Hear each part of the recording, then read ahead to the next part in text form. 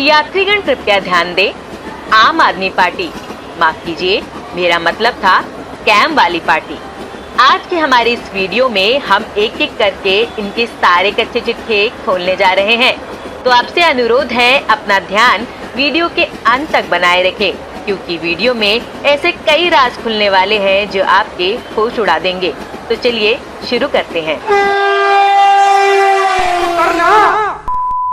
अरे केजरीवाल जी, अभी से क्यों भड़क रहे हैं? अभी तो आपके स्कैम को जस्टिफाई करने वाली ऑपरेंडी का कच्चा चिट्ठा खुलना शुरू ही हुआ है। ये याद है आपको? हमारी पार्टी एक कट्टर ईमानदार पार्टी है। हमारी सरकार कट्टर ईमानदार सरकार है। हैरत है, आप जनता से ईमानदारी के बड़े बड़े वादे करके सत्ता में तो आ गए, लेकिन जब से सत्ता में आए हैं तब से अपने स्कैम को छुपाने के लिए एक तय पैटर्न पर काम करना शुरू कर दिया, जिसका सच बार बार सामने भी आया है। तो सबसे पहले आपसे ही शुरू करते हैं। आखिर जनता को भी तो पता चले आपकी भ्रष्ट नीति क्या है। ये है केजरीवाल की भ्रष्ट नीति। दरअसल केजरीवाल सरकार अपने आप को ही सर्वज्ञाता समझती है, तभी तो खुद सवाल करती है और फर्जी जरियों से उसका जवाब भी खुद देकर अपने ही फैसले को सही भी साबित कर लेती है। मतलब क्या बात है। अब आप सोच रहे होंगे वो कैसे? तो वो ऐसे कि सीबीआई की जांच में ये सामने आया है कि केजरीवाल दो एजेंसियों के दम पर बार बार एक बनी बनाई रणनीति पर काम करते हैं। पहले सोशल मीडिया के माध्यम से जनता से राय मांगी जाती है और फर्जी जवाब बनाकर उस पर जनता की नाम की मोहर लगा दी जाती है और खुद को जनता का आज्ञाकारी बताकर हर बार ये झूठा खेल खेला जाता है। दिल्ली के शराब घोटाले से जुड़े मामले में भी ऐसा ही हुआ था, जब फर्जी तरीके से 4000 ईमेल खुद भेजकर एक्सरसाइज पॉलिसी को बदलना चाहा। इतना ही नहीं, मिस्ड कॉल कैंपेन चलाकर इसी तरह से अपनी जीत का झूठा ऐलान किया और इसी पैटर्न की मदद से आईबी के सर्वे का नाम लेकर भी खुद की चुनावी जीत का दावा ठोका। तो सोचने वाली बात यह है कि जब सर्वे और दावे इतने ही मजबूत थे तो फिर आपकी हार कैसे हो गई केजरीवाल जी? तो अब आप समझ रहे हैं इनकी भ्रष्ट क्रोनोलॉजी क्या है। केजरीवाल जी, आपके झूठ का ना तो कोई और है ना कोई छोर। जब राजा ही ऐसा है तो उनके चेले भी तो ऐसे ही होंगे। बीते 8 साल में आपके 6 मंत्री भ्रष्टाचार के आरोप में जेल की हवा खा चुके हैं। केजरीवाल जी, जिन मंत्रियों को लेकर आपने ड्रामे किए, जिनके बेकसूर होने के कसीदे पड़े, अंत में वे सभी गुनहगार ही साबित हुए। आप शायद भूल गए होंगे, लेकिन आज हम उन सभी मंत्रियों की हकीकत से आपको वाकिफ करवाएंगे, जिसमें सबसे पहला नाम है आपके प्रिय मनीष सिसोदिया जी का। नाम मनीष सिसोदिया, पद दिल्ली उप मुख्यमंत्री एवं शिक्षा मंत्री, आरोप शराब घोटाला। शराब घोटाले में सुप्रीम कोर्ट ने मनीष सिसोदिया को बेल देने से भी इनकार कर दिया और उनका इस्तीफा खुद आपने ही मंजूर किया, जबकि इससे पहले आपने ही दम भरते हुए कहा था पूरी तरह से फर्जी और झूठे केस में फंसा के उनको गिरफ्तार किया गया है। मनीष जी एक ईमानदार, देशभक्त और साहसी व्यक्ति हैं। अगर ऐसा ही था तो इस्तीफा मंजूर क्यों किया केजरीवाल जी? चलिए हम आपको बताते हैं। शराब घोटाला मामले में ईडी ने अदालत में डिप्टी सीएम मनीष सिसोदिया समेत कुल 34 लोगों को दोषी करार दिया है। उन्होंने बताया है कि इस घोटाले में 1.2 करोड़ रुपए के 140 मोबाइल का इस्तेमाल किया ताकि डिजिटल सबूतों को मिटाया जा सके। यही नहीं, सरकारी अधिकारियों को शराब कार्टेल से 100 करोड़ रुपए घूस भी दी गई। शराब घोटाले में जो शामिल थे उन्होंने बड़ी संख्या में मोबाइल बदले। फोन बदलने की टाइमिंग बताती है कि जैसे ही घोटाले का पर्दाफाश हुआ वैसे ही इसे बदल दिया गया। इतना ही नहीं, दिल्ली के उप मुख्यमंत्री मनीष सिसोदिया के दोस्तों को फायदा पहुंचाने के लिए दिल्ली आबकारी नीति की प्रति उसकी अधिसूचना से पहले ही लीक कर दी गई।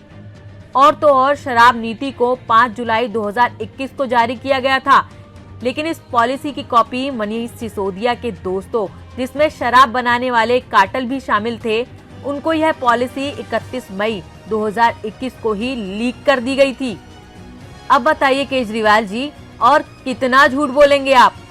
अगला नंबर आपके एक और चहेते मंत्री सत्येंद्र जैन जी का है। हाँ, वही तेल मालिश वाले। नाम सत्येंद्र जैन, पद स्वास्थ्य मंत्री, आरोप काला धन, हवाला का पैसा। सत्येंद्र जैन, जिनके बेकसूर होने का आप दम भर रहे थे, तो अब आपने खुद उनका इस्तीफा कैसे ले लिया, जरा इसे भी सुन लीजिए। सत्येंद्र जैन जी के इस केस को मैंने खुद पर्सनली सारा स्टडी किया। ये बिल्कुल कंप्लीटली फर्जी केस है। अच्छा जी, चलिए इस पर भी हम आपकी आंखें खोल देते हैं। सत्येंद्र जैन को ईडी ने मई 2022 में गिरफ्तार किया और ये पूरा मामला करीब 5 करोड़ रुपए की हेराफेरी का है। 24 अगस्त 2017 को सीबीआई ने सत्येंद्र जैन और अन्य लोगों के खिलाफ आईपीसी की धारा 109 और prevention of money laundering act के तहत केस दर्ज किया था। ये मामला आय से अधिक संपत्ति का था।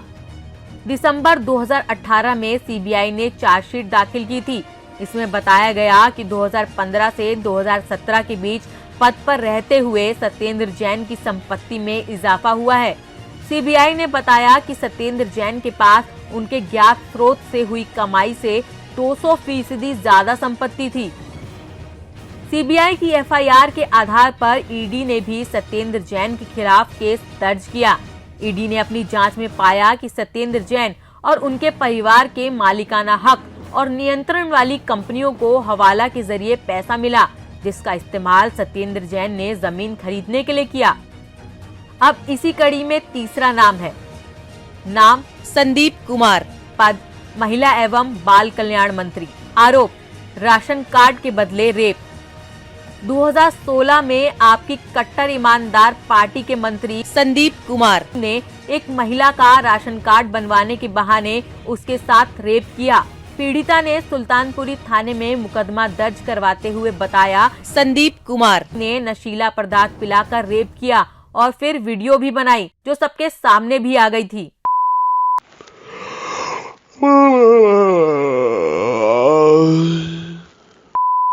क्या हुआ, थक गए? अभी तो आपके कट्टर भ्रष्टाचारियों की लिस्ट और भी लंबी है।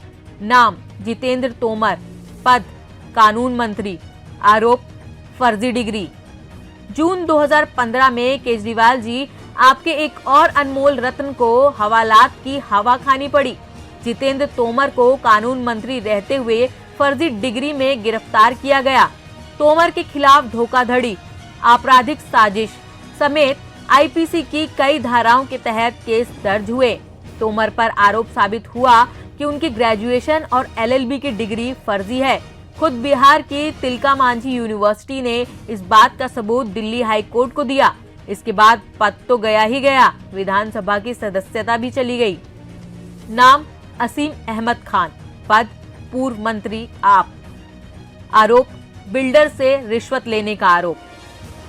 ये वाले तो आपके फेवरेट हैं, याद है ना? इन्होंने तो आप पर जान से मारने का आरोप भी लगाया था।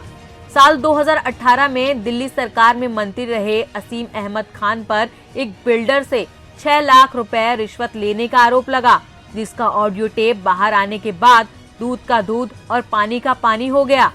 जिसके बाद अहमद खान ने केजरीवाल से अपनी जान का खतरा बताया था।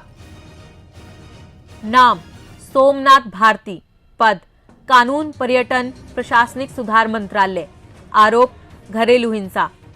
सबसे महान, जिन पर 2013 में पत्नी लिपिका मित्रा ने द्वारका नॉर्थ थाने में घरेलू हिंसा का आरोप लगाकर शिकायत दर्ज की थी। गिरफ्तारी से बचने के लिए सोमनाथ हाई कोर्ट के बाद सुप्रीम कोर्ट तक भी पहुंचे थे। पत्नी ने शिकायत में कहा था कि जब वे गर्भवती थी और 7वां महीना चल रहा था, तब सोमनाथ उनके पीछे कुत्ते छोड़ देते थे। उन्होंने कहा उन्हें एक बार गर्भपात के लिए मजबूर भी किया गया, जिसके बाद उन्होंने अपनी कलाई काटने की कोशिश की थी। तब से ये केस ऐसे ही चल रहा है। तो देखा आपने, ये है कट्टर ईमानदार पार्टी के एक से बढ़कर एक कट्टर भ्रष्टाचारी। तो केजरीवाल जी, अब आप खुद ही बताइए, आपकी कथनी और करनी में कितना अंतर है। लेकिन सच तो अब ये है कि जनता आपके झूठ में ज्यादा दिनों तक फंसने वाली नहीं है, क्योंकि आपके झूठ का कच्चा चिट्ठा अब खुल चुका है।